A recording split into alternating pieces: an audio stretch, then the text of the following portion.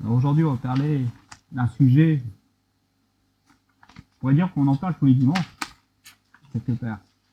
Je dirais même que quelque part, vendredi, c'est moi le merdi, vendredi, on en a encore parlé. Bien sûr, le mot n'est pas dit. Hein. Le sujet d'aujourd'hui, c'est la sanctification ou un autre regard sur la sanctification. Et moi, je dis qu'on en parle tous les dimanches, forcément. Quand on parle d'amour, quand on parle, je dirais, de solidarité, et vendredi, on en a parlé, et quelque part, il y a eu plusieurs sujets, dans tous les sujets qui étaient abordés, la sanctification devait s'y trouver.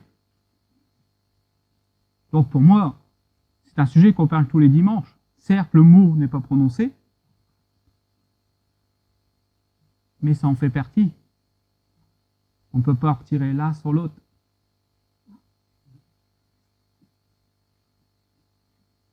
Jésus nous a sanctifiés.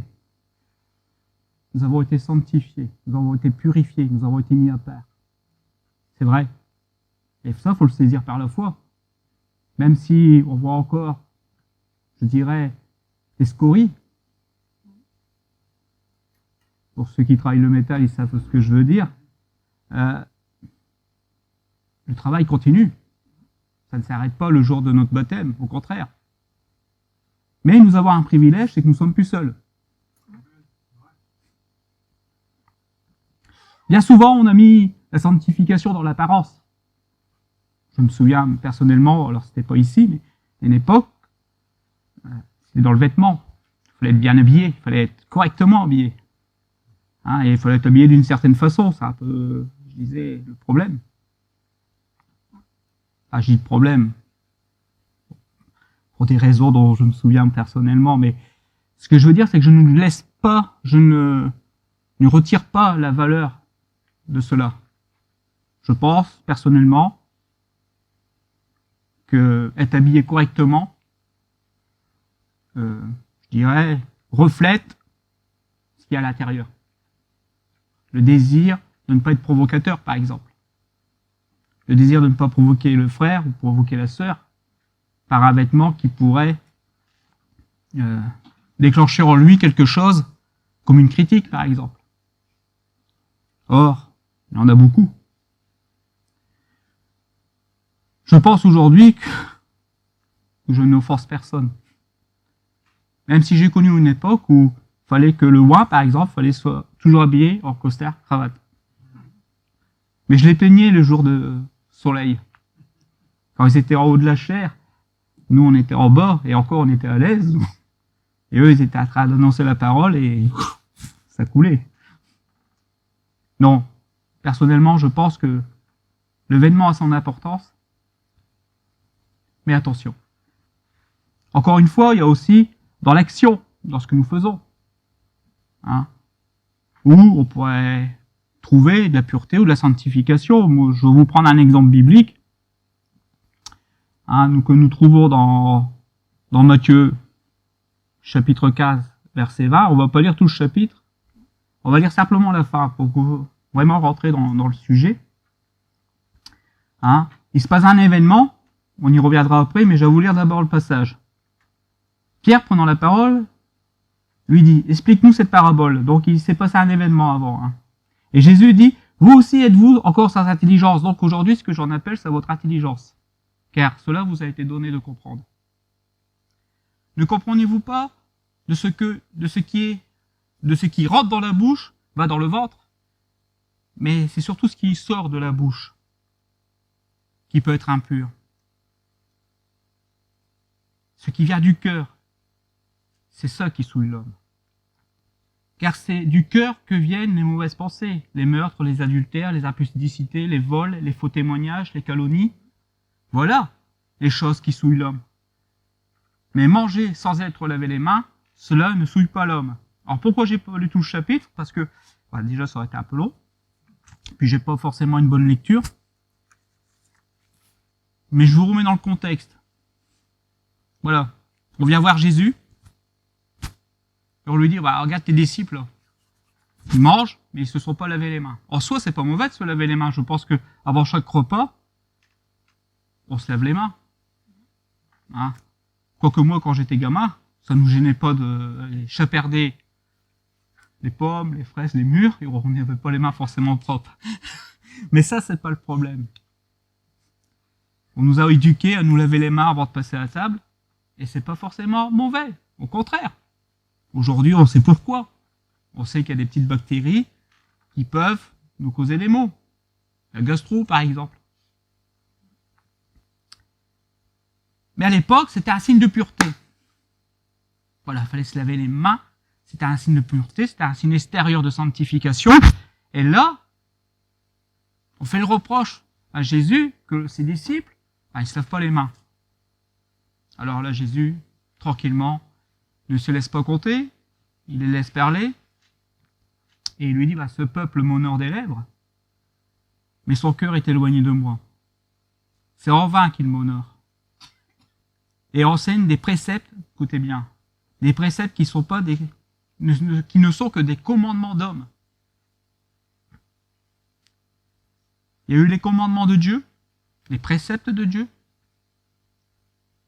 mais il y a plus de 600 choses, d'après ce que j'ai entendu une fois, qui ont été rajoutées par les hommes. 600 choses, 600 préceptes, dont le lavage des mains. Tout ça pour avoir une apparence, dont le vêtement, pour faire montrer qu'on est à part. Or, c'est vrai, les sacrificateurs, ils étaient à part et ils avaient des préceptes à respecter. Je vous l'accorde. Mais Jésus va beaucoup plus loin. N'oublions pas que Jésus rentre dans le domaine du cœur. Là où se trouve le mot. Là où se trouvent, je dirais, nos pensées. Ce que nous pouvons penser, ce que nous pouvons imaginer. Ce que nous pouvons convoiter. Jésus nous rappelle donc que le problème n'est pas l'extérieur, mais l'intérieur. Entre autres, notre cœur. Moi, je compare ça à la coupe. Vous savez, un récipient. C'est là que viennent tous les problèmes. Les mauvais désirs, les meurtres, les adultères, les débauches, les vols, comme on a pu lire, les faux témoignages. Les choses qui souillent. Tout ça, ça souille. Tout ça, ça souille l'homme. Ça ne paraît pas comme ça. Parce que je peux avoir une apparence. Je peux être bien habillé. Je peux, avoir une apparence de sainteté, entre guillemets, mais l'intérieur de mon cœur. Ça a un problème. Combien de serviteurs du Seigneur et combien nous devons prier pour nos serviteurs peuvent tomber à cause, je dirais, d'une convoitise ou d'un excès d'orgueil, parce qu'ils sont à la chair, parce que c'est eux qui président. Même nous, chacun, nous pouvons tomber dans ce piège et apporter, je dirais, une forme de convoitise, d'apparence bonne, mais d'une mauvaise motivation. N'oublions pas que les pharisiens, Jésus les accusait de voler des veuves. Et ça, c'est pas rien.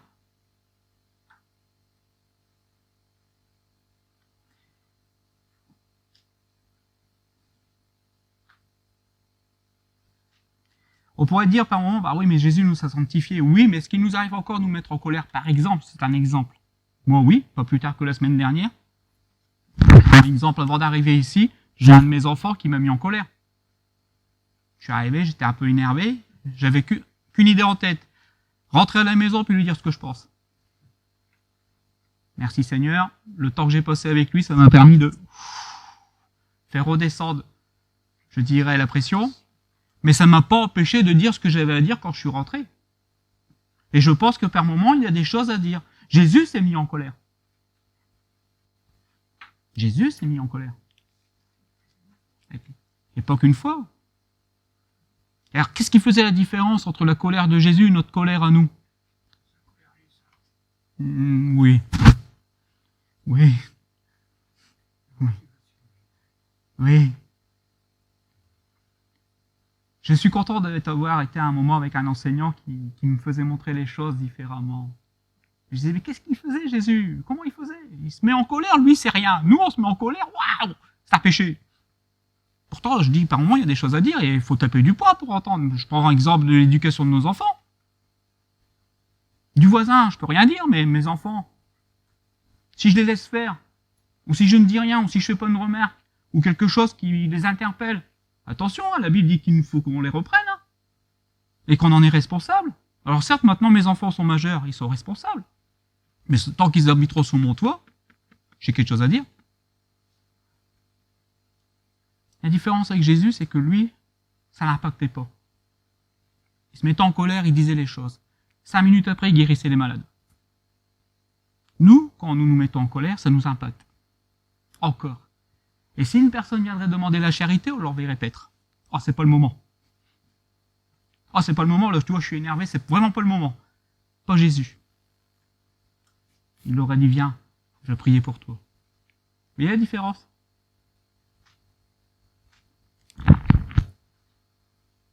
Ça ne l'impactait pas dans l'accomplissement de sa mission. Nous, il faut être vigilant avec ça. Dès que nous nous mettons en colère, qu'est-ce qui se passe en nous? Je prends l'exemple de la colère, ça peut être autre chose. Qu'est-ce qui se passe en nous dès qu'on se met en colère? Pourtant, je dis encore, par moment, il y a des choses qu'il faut taper du poing sur la table. C'est bien sûr une image. Hein. Et je dis bien qu'il y a des choses qu'il faut qu'il soit dit.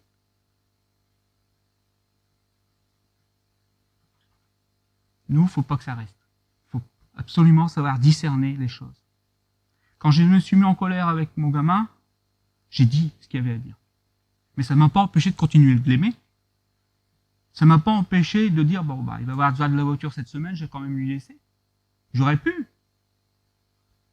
Croyez-moi que les pensées, ils nous sont venues.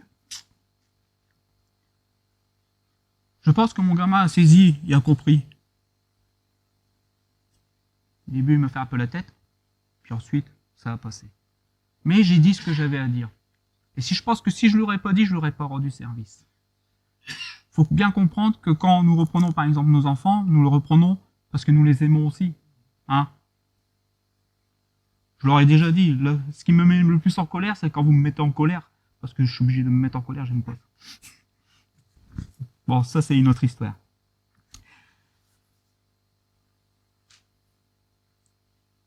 Donc, en nous mettant en colère, des pensées mauvaises peuvent venir. Et entre autres, quelque part, le meurtre peut venir, non? Des désirs, je dirais, quelque part, d'étriper la personne. Et ça, c'est pas bon. C'est une gangrène qu'il faut absolument extirper quand nous voyons que ça arrive. Ça n'apporte pas. Ça va jouer sur quoi? Ça va jouer sur notre sanctification. C'est l'air de rien. On n'en s'en aperçoit pas toujours. Mais, oh, il m'a mis en colère, mais... Oui. Et voilà, je suis irrité. De l'irritation, on se passe à autre chose et ça s'amplifie. Et au bout d'un moment, qu'est-ce qui se passe? Je peux plus voir le frère en couleur. Et où est l'amour dans tout ça? L'amour qu'on prêche d'ailleurs. La fraternité. Où est l'amour? Oh, je vais plus à l'église. Je parlais avec mon frère il dit tout à l'heure. J'ai dit arrête, tu dis mon message. Oui. Parce qu'on regarde les choses dans le cœur. Mais ces choses n'apportent pas de la sanctification. Rien n'est caché devant Dieu. Encore moins ce qu'il y a dans notre cœur. N'oublions pas une chose. Je sais pas, les femmes vont comprendre tout de suite, mais les hommes aussi qui font la vaisselle. Mais prenez une coupe, prenez un plat, prenez une casserole. Hein, vous faites à manger dedans. Par moment, on ne fait pas tout de suite la vaisselle. Enfin, moi, je n'ai pas de lave-vaisselle. On a voulu revenir à la bonne vieille méthode. Alors, par moment, on laisse la casserole là, on ne fait pas tout de suite la vaisselle, on attend un tout petit peu, digestion se fait, puis après, on y va. Mais imaginons un instant que faut vite refaire à manger pour des raisons diverses. On a la casserole est sale. Ça va vous donner envie? Je pense pas. Par contre, l'inverse. Moi, j'ai connu une époque, du moins du temps de mes parents, aujourd'hui on change les casseroles comme on change de chemise, mais à une époque, les casseroles étaient précieuses. Et on les lavait bien, on soignait tout ce qui était à l'intérieur, on le lavait bien. Par contre, si elle était un peu ébréchée sur l'extérieur, c'était rien. Elle était encore utile. On pouvait quand même faire à manger dedans. Aujourd'hui, par moment, on est un peu ébréché sur l'extérieur. On n'est pas en pleine santé. Ça peut arriver. Hein, on souffre peut-être d'un handicap. C'est l'extérieur. Mais ça, pour le Seigneur, ça n'a pas d'importance. C'est pas ça qui va le gêner. Paul avait une écharpe dans la chair, on ne sait qu'est-ce qu'il avait exactement. Certains croient le savoir, bien, tant mieux. Moi, je ne sais pas. Ça ne l'a pas empêché d'apporter l'évangile. C'était l'extérieur. Par contre, si on a un problème à l'intérieur, là, on peut... ça agit sur notre sanctification, mais aussi dans le service. Comprenez, nettoyer la coupe. On nettoie le plat. Et le Seigneur, c'est ce qu'il veut, nettoyer l'intérieur. D'ailleurs, je prends un exemple, bien sûr, et si je prends un exemple, je le prends en flagrant pour que vous puissiez bien comprendre. Une prostituée rentre ici. Elle est habillée légèrement. Elle est touchée. Elle rentre chez elle, elle revient, elle est habillée correctement. Qu'est-ce qui s'est passé? C'est l'intérieur qui a été touché pour que l'extérieur se voit. Vous comprenez ce que je veux vous dire? Bah, c'est pareil encore. Et c'est toujours. C'est pour ça que je dis, après, on peut peut-être porter un bon vêtement. On peut avoir une belle apparence. Mais si le problème de l'intérieur ne se résout pas au fur et à mesure qu'on chemine, car quelque part se mettre en colère, on peut encore se mettre en colère, on peut encore avoir des moments difficiles dans nos vies qui vont nous frustrer, qui vont nous offenser, mais si on nettoie pas ça régulièrement avec la parole, avec le Seigneur, avec le Saint-Esprit, hein, qu'est-ce qui se passe au bout d'un moment? Bah, la casserole. Bon, on va peut-être en racheter une, hein, parce que là... Non, je plaisante aussi, quand même, on nettoie. Dans l'église, il y a beaucoup de problèmes, hein, et je dirais que le parcours de la sanctification, c'est pas un sujet mis à la légère. Si on ne se sanctifie pas, si on continue pas le processus que le Seigneur nous a donné, il y a un risque. Il y a un risque de ne pas le voir, déjà. Et de passer à côté du salut. Si nous gardons en nous certaines choses, et je vous assure que c'est un combat. Je vous dirai pas que c'est facile, mais c'est un combat. Un combat que l'ennemi aime bien. Il aime bien garder son pied sur le... T'as vu ce qu'il t'a fait? Bah, moi, je vais lui pardonner. Oui, dans nos églises, il existe encore beaucoup de problèmes de sanctification. Je pourrais vous parler de l'adultère, mais quelque part, je pourrais aussi vous parler simplement de la médisance. On va essayer de le critiquer, de le juger. Même si je crois personnellement que nous avons un droit de juger. Mais ça, c'est une autre histoire. Mais la médisance fait beaucoup de mal dans l'Église. Et ça, c'est dû à quoi? À un problème de sanctification. Moi qui parle beaucoup, je peux savoir de quoi je parle quand je dis ça. Je me soigne. Alors oui, tout cela a à voir avec de la sanctification. Ça a l'air de rien, et pourtant ça a tout à voir. C'est pour ça que je vous ai dit tout à l'heure que quand il y a des messages chaque dimanche, ou du moins pratiquement tous les dimanches, même si le mot n'est pas prononcé, la sanctification est dedans, et c'est une condition sine qua non. Lisons un peu voir dans Jean 2, verset 15 à 17. N'aimez point le monde, parce qu'on va y venir. On va parler du monde. N'aimez point le monde, ni les choses qui sont dans le monde. Si quelqu'un aime le monde, l'amour du Père n'est pas en lui. Car tout ce qui est dans le monde, la convoitise, on revient à l'intérieur. La convoiture, elle vient d'où? Notre cœur. Hein. Les convoitises de la chair, les convoitises des yeux, avec tous les pubs qu'on voit aujourd'hui, qui nous donnent envie, hein, même quand on n'a pas les moyens. L'orgueil de la vie ne vient point du Père, mais vient du monde. Et le monde passe, sa convoitise aussi. Mais celui qui fait la volonté de Dieu demeure éternellement. Amen. Jean vient de nous rappeler tout simplement qu'aimer le monde, du moins, je dirais, le monde sans Dieu. Le monde qui retire Dieu, le monde qui retire les valeurs de Dieu. Faut pas oublier que la France, je vais parler de la France, mais la France, même si elle a décapité son roi, même si quelque part elle a donné une certaine valeur dans la République avait des valeurs chrétiennes. Et Dieu n'est pas contre ça. Dieu n'était pas contre les valeurs. Tant que ces valeurs, c'était ces valeurs. Même si c'était pas des chrétiens, c'était pas un problème, le pays pouvait être béni. Ils avaient les valeurs de Dieu. Même si, ceux qui étaient au gouvernement, c'était pas forcément chrétiens. Mais ils avaient les valeurs de Dieu. Vous avez certains pays qui sont bénis, parce que malgré qu'ils se disent laïcs, ils ont encore les valeurs de Dieu. Ah, ils sont bénis, eux. Bah oui. Ils sont préservés, eux. Bah oui. Mais en France, on est en train de mettre en l'air petit. En France, en Europe, dans le monde entier, petit à petit, ces valeurs disparaissent.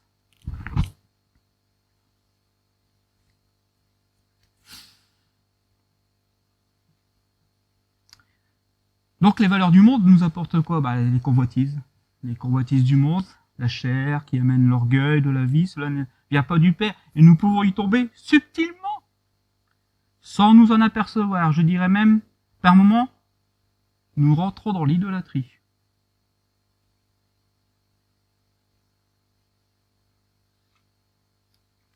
Selon les valeurs et les conceptions du monde, le monde a ses richesses aussi.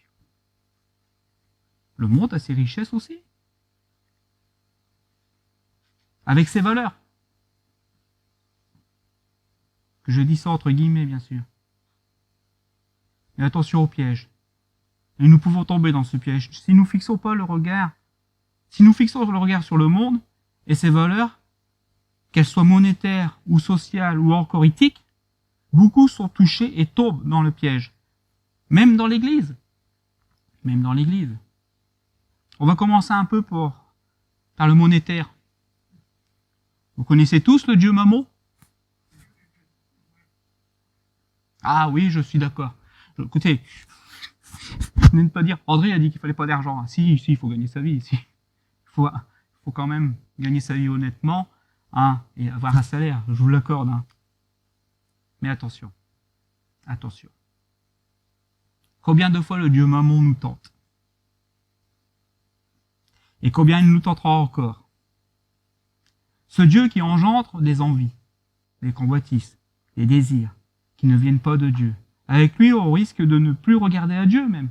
Pour ceux qui sont aisés, qui ont de l'argent, au bout d'un moment, moi j'ai plus besoin de Dieu, j'ai tout ce qu'il me faut matériellement. Et par expérience et par mon regard, parce que je vois beaucoup de mes collègues de travail qui jouent au loto. C'est leur seule espérance, le loto, c'est de pouvoir gagner les 130 millions d'euros. Bien, ok, s'ils gagnent, tant mieux.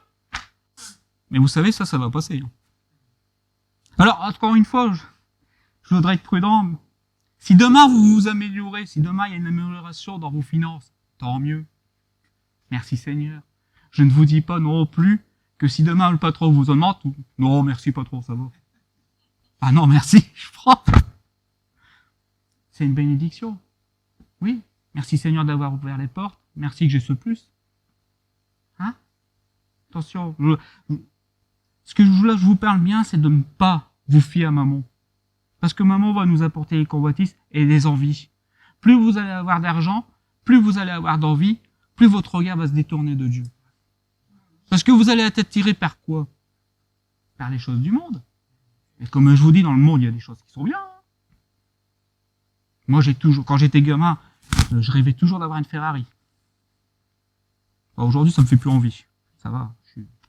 Aujourd'hui, même si j'aurais les moyens, de m'en acheter une, je pense pas que je m'en achèterais une. Par contre, aujourd'hui, je réfléchirais, je prierais pour dire Seigneur, cet argent peut contribuer à quoi dans le royaume?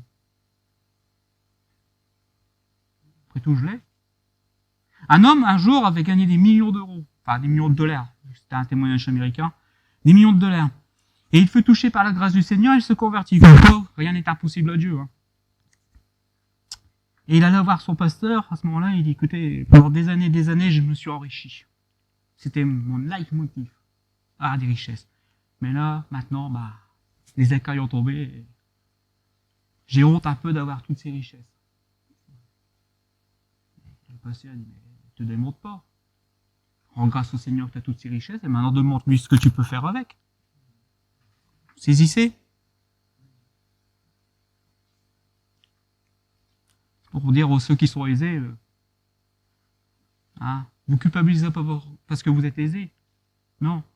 Mais réfléchissez à ce que vous pouvez faire pour le royaume des cieux. Il y a tant de frères et sœurs dans le monde, dans l'église, qui sont dans le besoin. Et s'ils ne veulent pas aller directement, il y a des associations. Mais cette convoitise du monde, de mammon, de cet argent que nous voulons emmagasiner, va altérer notre sanctification. Va altérer notre sanctification. Parce que nous allons perdre les valeurs de Dieu. On va oublier la veuve et l'orphelin. On ne va plus que se centrer sur nous-mêmes et sur nos envies. On a les moyens d'assouvir nos envies. On a les moyens. Matériellement, je parle. Mais on va oublier Dieu. Souvenez-vous de l'homme riche qui avait amassé. Et il dit, j'ai abattu mes greniers, j'en construire des plus grands. Qu'est-ce que lui dit Dieu? Il lui dit bien, demain tu vas mourir et tout ça. Ça va aller à qui? À tes petits-enfants, à tes enfants? Mais toi. Et qu'est-ce que les enfants et les petits-enfants vont faire? Généralement, ils lapident. Parce qu'ils ont tellement qu'ils ne connaissent pas les valeurs. C'est un cercle vicieux. Parce que le monde nous invite à dépenser. Oui, mais à dépenser pour lui, pas pour Dieu. Quand je vous parle de tout ça, vous comprenez bien. Ce que je vais vous montrer, c'est qu'est-ce que ça fait dans nos cœurs, en chacun de nous. Et qu'est-ce que là va nous apporter? Ça va altérer cette sanctification parce que notre regard ne sera plus porté vers le Seigneur. Est-ce qu'il pourrait nous édifier? Est-ce qu'il pourrait nous faire grandir? Est-ce qu'il pourrait nous faire bénir? Et quand je parle de bénédiction, je parle surtout de bénédiction spirituelle, que ce soit pour nous-mêmes ou pour notre prochain. On ne pourra pas les acquérir. Parce que notre regard aura changé d'endroit. Et nos envies aussi. Nous devons désirer cette sanctification. Aujourd'hui, c'est le dernier cri portable. Avant, mon époque, c'était la dernière télévision. J'ai connu une personne à l'armée qui voulait... Un jour, vient me voir et fait, regarde la montre que je me suis achetée. J'étais dans une zone où c'était détaxé, donc on avait les choses pratiquement pour rien. On en profitait, c'est bien. Moi, il faut toujours que je m'achète la dernière montre en vigueur. C'était son obsession, il fallait qu'il y ait toujours la dernière chose. Le monde. Le monde. Mais cela va altérer aussi notre communion. Et si ça altère notre communion, ça va altérer notre sanctification. Beaucoup s'endettent pour avoir. Beaucoup se font des soucis. Je peux comprendre de faire des crédits. Personnellement, j'ai un crédit, je ne peux pas acheter ma voiture cash, donc je suis obligé de faire un crédit. Mais on est obligé aussi de calculer. Calculer pour pouvoir vivre derrière. Mais je sais aussi qu'une fois, une époque, il y a très longtemps de ça, on s'est endetté à un extrême qu'on se posait la question. Croyez-moi que le Seigneur nous a repris, ou du moins il a passé par ma femme. Et on a remis les pendules à l'heure. On s'est dit, c'est bon, ça va. Si j'ai pas comme mon voisin, c'est pas grave. J'ai un toit. J'ai une maison.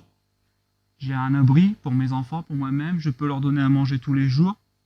Et je peux avoir le chauffage. Pour certaines choses d'autres, ça pourra attendre. Et je vis très bien. Et le plus, quand il arrive, amen, merci Seigneur.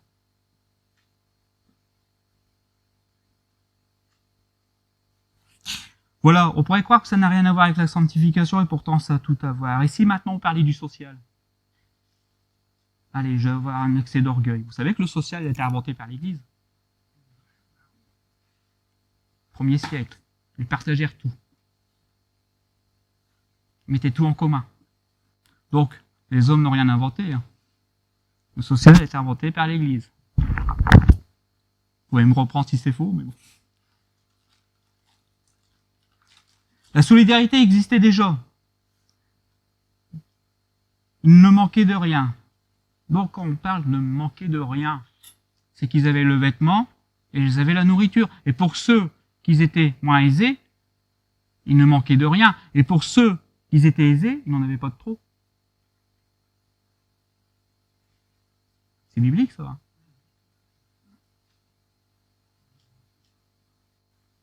Aujourd'hui, nous avons un pays où les taxes, entre guillemets, ils vont nous rajouter les 20 centimes. Mais il y a des taxes, il y a des impôts, on est submergé, nous sommes le pays le plus taxé, je dirais, en Europe, si ce n'est pas au monde. Mais nous sommes aussi un pays où il y a plein d'aides. Le social, il est partout. Et quand on veut prendre de l'argent aux Français, solidarité. À force, les fiches de paye diminuent. Bon, moi je suis pas contre. Moi je suis pas contre la solidarité, je suis pas contre le social. Oui, mais voilà.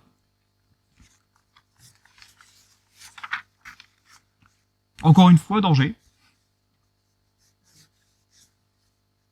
Danger. Toujours le monde. On nous donne pour qu'on dépense, mais qu'on dépense pour qui? Pour le monde. Alors je veux bien croire que c'est bien qu'on reçoit pour pouvoir à nos besoins. Merci Seigneur qu'on puisse encore avoir un gouvernement, je dirais, qui s'endette, hélas, pour pouvoir aux besoins de ceux qui sont dans le besoin. Mais quand je vois aujourd'hui, parce que je suis observateur, par moment, que pour le peu qu'on a un peu d'argent, on va le dépenser à des choses qui sont inutiles, ou du moins, on va avoir le dernier cri du portable, je dirais. Je prends cet exemple-là, il y en a d'autres. Ou, dans bien d'autres choses, je me dis c'est toujours pour le monde. Et on a du mal à mettre pour le royaume. Vous allez me dire, qu'est-ce que ça va avec la sanctification? Encore une fois, où est notre guerre? Merci Seigneur pour l'argent que tu m'as donné. Je me souviens une fois avec mon épouse, quand on vivait des périodes, je dirais, des vaches maigres, et pourtant on a eu une grâce particulière. Et puis avec cette grâce particulière, on s'est dit, on va pas tout prendre pour nous, on va regarder, voir, on va demander au Seigneur si on peut pas donner. Hein. Et on a réfléchi tous les deux, puis on a commencé à dire, ouais, moi, il y a ça qui j'ai à cœur, j'ai envie de donner là. Puis on a donné là. On n'a pas tout donné, hein. Je vous le dis franchement, hein, on a gardé aussi pour nous, on en a mis de côté, puis on en a aussi profité. Donc, pour vous dire que quelque part, je n'ai pas... mais on a donné. Et on a eu des grâces particulières à ce moment-là. Il y a beaucoup de choses qui se sont débloquées. Ce qui a fait, il y a eu une rentrée encore d'argent. On va encore donner, hein. Ça marche. Financièrement, ça a été beaucoup mieux pour nous après. Mais on a regardé au royaume. On n'a pas tout gardé pour dire, oh, t'as vu le dernier télé? Ouais. Pourtant, on pouvait, hein. On a de la famille non chrétienne, des moments, t'as vu la télé que j'ai achetée? Ouais. Ouais, c'est pas que ça me fait pas envie, hein, mais est-ce que c'est le plus important? On a regardé au Seigneur, on a regardé à savoir ce qu'on pouvait faire pour l'évangile. Mais encore une fois, je vous dis, vous culpabilisez pas, ce que je veux vous montrer, c'est qu'on a aussi gardé des choses pour nous, on s'est aussi fait plaisir. Hein.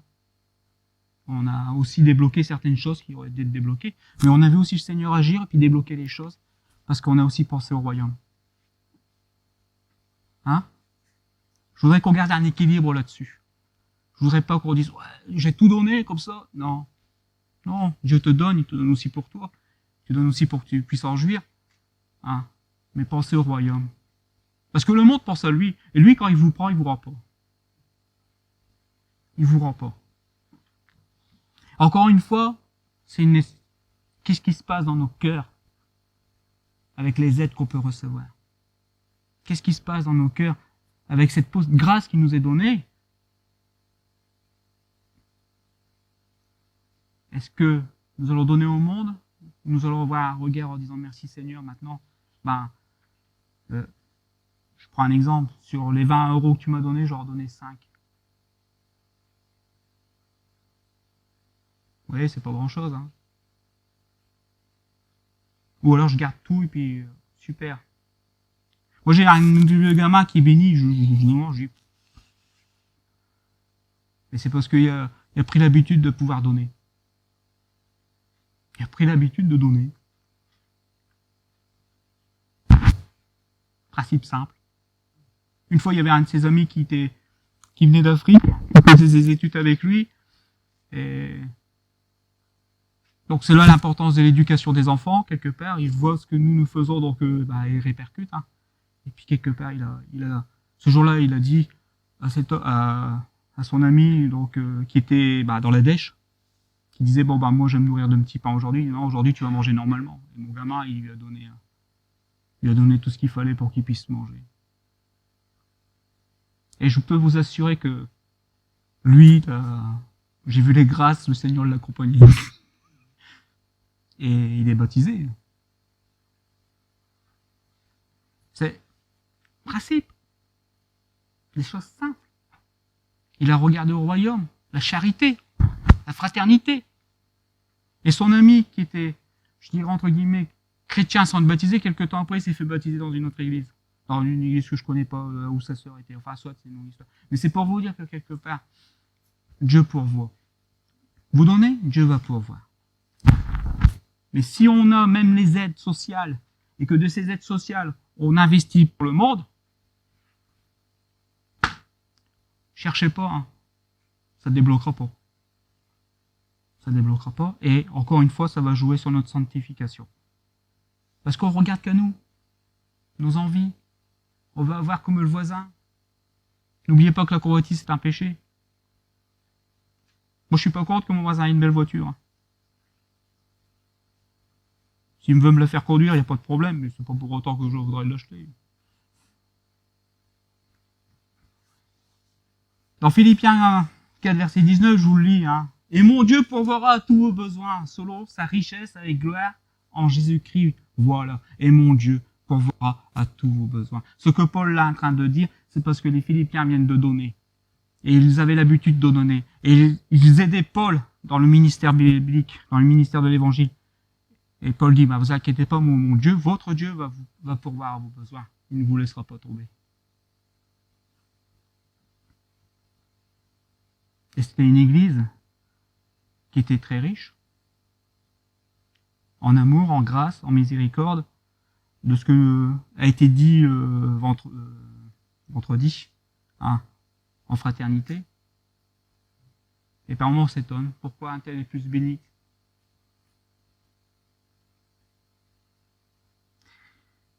Mais voilà ce qui se passe quand le social devient, je dirais, quand les aides deviennent un prétexte pour dépenser pour le monde et pour notre propre convoitise. On pourrait aussi parler de l'éthique ou la morale, comme ce soit sur les richesses ou le social, la façon de voir certaines choses qui, aujourd'hui, la société voit comme bonnes. Et là, je parle à l'Église. Je parle à l'Église tout entière. Je parle à l'Église avec un grand E. La morale est aussi mise à mal dans le monde. La fraude de personnes qui sont censées montrer l'exemple. Nous avons, hélas, aujourd'hui, des députés, des sénateurs par moment, ou même, je dirais, des gens connus, des acteurs,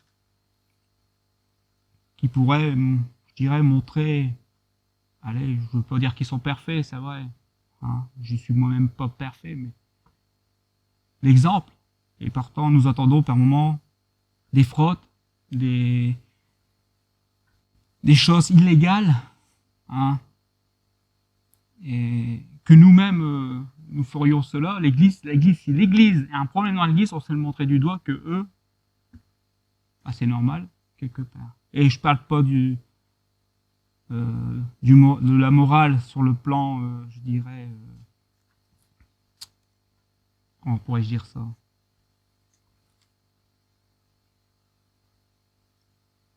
Éthique dans le sens d'adultère, par exemple. Il n'y a jamais eu tant d'adultère aujourd'hui. Il n'y a jamais eu tant de choses que nous pouvons entendre à la télévision. Et cela, par moment, je dirais, a peur d'avoir une répercussion sur nous. Parce que, surtout sur, je dirais, une catégorie de chrétiens qui sont mal affermis et qui disent, dans le monde ça marche, ils y arrivent. Ils font ça, ils font ça, ils font ça. Nous, avec notre éthique, avec notre morale, on est bloqués. Non, On est bloqué en rien. Au contraire. Il faudrait vous rappeler une chose, c'est que c'est Dieu qui détient les richesses. Satan veut faire croire le contraire, mais c'est lui qui détient les richesses. Et il distribue à qui il veut. Et entre autres, il voudrait les distribuer à l'Église. Mais tant que nos regards seront portés sur autre chose que sur le royaume, parce que, encore une fois, je le répète, c'est dans l'intérêt du royaume, même si nous en profitons, amen, bah, les richesses vont avoir du mal à descendre. Et par moments, j'irai même plus loin, par moments, on les réclame pas, on n'ose pas demander. On veut être humble. Ah, Seigneur, on a besoin. On a besoin de serviteurs, on a besoin que tu rajoutes à l'Église des âmes qui soient, certes, je vais le parler comme ça, pauvres, mais aussi des gens suffisamment aisés pour qu'ils puissent porter l'Église. Nous avons besoin de finances dans l'Église. C'est le nerf de la guerre. Et le monde le sait très bien et l'utilise très bien. Encore une fois, qu'est-ce que ça a à voir avec la sanctification? C'est que notre regard et nos envies nous portent vers celui qui n'est pas chrétien et qui, oh bah, lui, il réussit tout. Non. Il ne fait que passer, lui. Toi, tu es éternel. Et le Seigneur t'a donné une mission. Nous a donné une mission. Faut pas l'envier. Faut pas envier.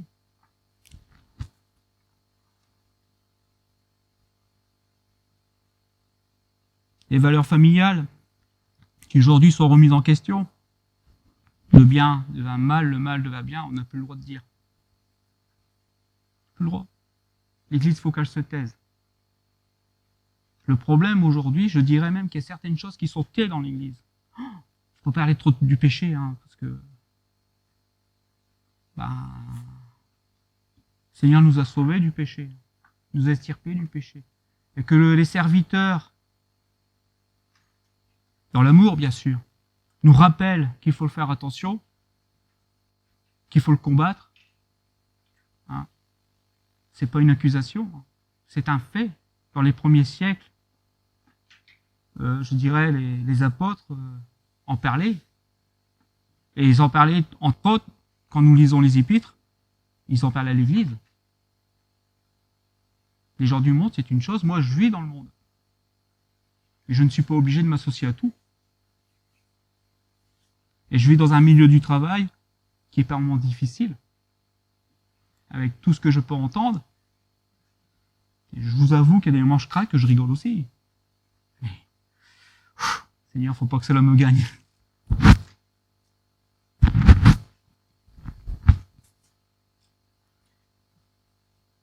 Aujourd'hui, des personnes qui sont censées être considérées, dans le monde, ne montrent pas forcément le bon exemple. Je vois des émissions où des gens, oui, ils font des belles choses, c'est vrai, mais leur vie privée, niet. L'exemple, niet. Dès qu'on commence à creuser, à regarder, on voit que leur motivation, c'est qu'une chose, maman. Et leur gloire. Pas dans l'Église. Et cela peut altérer notre sanctification à partir du moment où on a une envie, c'est de le ressembler. Ou faire comme eux. Vous savez, c'est quoi l'évangile de Satan? Enfin, je dis l'évangile de Satan, je le mets entre guillemets. Fais ce qui te plaît. Fais ce qui te plaît. Je pense pas que c'est ça qui est marqué dans notre évangile en nous. Sois serviteur. Sois une aide. Sois un exemple. Hein? Vous voyez, tout ce qu'on a pu citer tout à l'heure. Et tout cela va jouer sur nous, sur notre sanctification. C'est un autre regard sur la sanctification, un regard subtil, un regard qui vient du monde et qui à des moments a pu rentrer dans l'Église. Et rentrer dans l'Église. Et les rentrer dans l'Église pour moi, personnellement, sur le plan de l'humaniste. Aujourd'hui, on n'a plus le droit de juger. Et les gens du monde, ils savent ça. Ils l'ont entendu. T'as pas le droit de juger. Bon, c'est vrai que le monde, je n'ai pas à le juger. C'est pas mon boulot. Je n'ai même pas à juger mon frère et ma sœur. Par contre, si demain, moi, je viens à pécher, vous êtes en droit de mettre le doigt sur mon péché. Vous êtes en droit de dire là, André, ce que tu as fait, c'est pas bien. Il faudrait que tu te repentes. Avec amour, c'est possible. Hein, il n'est pas qu'une masse, hein, avec amour. Mais il faut savoir dire mettre le doigt sur le péché. Surtout que la Bible dit, si ton frère ou ta sœur pêche, va et reprends-le. Non, on préfère. T'as vu le frère là-bas? Ouais. T'as vu ce qu'il a fait? Il paraît que ça va. Médisance. Non. Faut mieux se taire quand c'est comme ça. Et prier. À la rigueur, si vous voyez un péché qui mène pas à la mort, priez pour moi et me sera pardonné. C'est biblique, je crois. Mais si vous voyez un péché qui est très grave et qui peut mener, là je pense qu'il y a un devoir de dire attention mon frère ou ma sœur. Là tu t'en vas là où il faut pas. Et le monde, non. Faire ce qui me plaît. Je fais ce qui me plaît. Et on voit où ça conduit. Je m'arrêterai là. N'oublions pas une chose simplement, c'est que le monde va apporter dans tout cela l'incrédulité. Ça aussi, c'est important. Nous sommes censés de tenir la foi et avoir la foi. La foi qui nous a été donnée. N'oublions pas que le jour de notre conversion, nous avons reçu une dose de foi. Et ça, il faut la préserver à tout prix. Nous avons reçu la sanctification, ça, il faut la préserver aussi. C'est un travail. Il y a des chutes. Ça va, on a un Seigneur qui est merveilleux. Il est bon, il veut nous relever. Il veut pas qu'on soit à terre. Mon frère, ma sœur, si t'as chuté, t'inquiète pas, relève-toi. Repends-toi. Le Seigneur est bon et miséricordieux. Il ne veut qu'aucun ne se perde, encore moins bien ses enfants. Mais attention à ne pas nous endurcir notre cœur. Je vous invite donc à compléter ce que je vous ai dit aujourd'hui. Comme je disais tout à l'heure, vous êtes intelligent. Vous avez reçu une intelligence, je vais oser dire spirituelle. Vous pouvez la compléter simplement dans la lecture de votre Bible. Vous pouvez la compléter avec les prochains messages qui seront donnés ou les messages qui ont été donnés précédemment. Parce que la sanctification en fera toujours partie. C'est une condition sine qua non. Je vous invite à la garder précieusement, comme la foi, comme l'amour, comme les dons de l'esprit. C'est quelque chose qui est précieuse. Et nous sommes en guerre, n'oublions pas que l'ennemi va tout faire pour justement nous voler tout ce qui nous a été donné par la grâce de notre Seigneur Jésus. Au reste, frères, que tout ce qui est vrai, tout ce qui est honorable, tout ce qui est juste, tout ce qui est pur, tout ce qui est aimable, tout ce qui mérite l'approbation, tout ce qui est vertueux, tout ce qui est digne de louange, soit l'objet de vos pensées. Parce que n'oublions pas que le monde, c'est là qui attaque. Et ça descend là, dans la coupe. Il doit avoir un filtre. Comme je disais à un frère Samuel, je crois, je disais, je suis ouvert, mais j'ai quand même un filtre. Je peux pas tout accepter.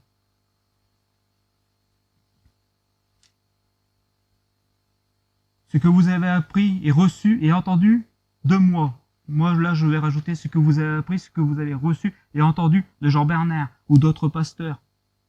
Et ce que vous avez vu en moi, ce que vous avez pu voir en Jean Bernard de bon, ce que vous avez pu voir en Monique de bon, ce que vous avez pu voir en votre frère et votre sœur de bon, hein.